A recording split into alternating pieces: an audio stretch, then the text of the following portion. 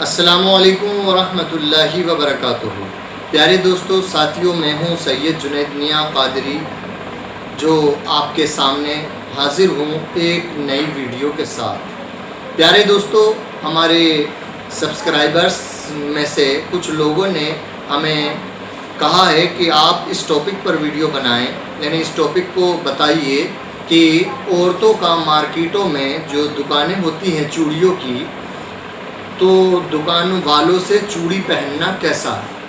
توجہ دیں مسلمانوں، کسی بھی غیر محرم کے ہاتھ میں ہاتھ دینا، کسی بھی غیر محرم کو اپنا ہاتھ پکڑوانا، کسی بھی غیر محرم کو ٹچ کرنا یا کروانا عورت کے لیے گناہ ہے، عورت کے لیے ناجائز و حرام ہے۔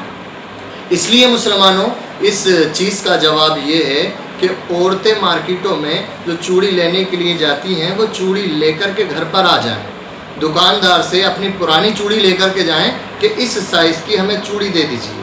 جب وہ چوڑی اس سائز کی دے دے آپ کو، تو آپ گھر پر آ کر پہن لیں۔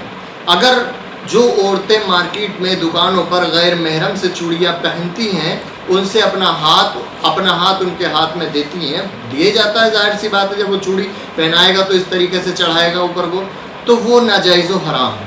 اب غور دیجئے مسلمانوں، سماج میں اس ٹائپ کی بہت ساری باتیں ہیں جس پر ہماری ماں بہنیں، عورتیں، لڑکیاں توجہ نہیں دیتی۔ تو یاد رکھنا ہے، اب یہ تو چوڑی پہننا ہو گیا کہ چوڑی گھر پر پہن سکتے ہیں۔ اسی طرح مہندی لگانا، آج کے دور میں مہندی کا بہت زیادہ فیشن ہے، پارلرز میں اور بہت سارے لڑکوں سے لڑکیاں، عورتیں مہندی لگواتی ہیں۔ جو مردوں سے مہندیاں عورتیں، لڑکیاں لگواتی ہیں، وہ بھی ناجائز و حرام ہی ہے۔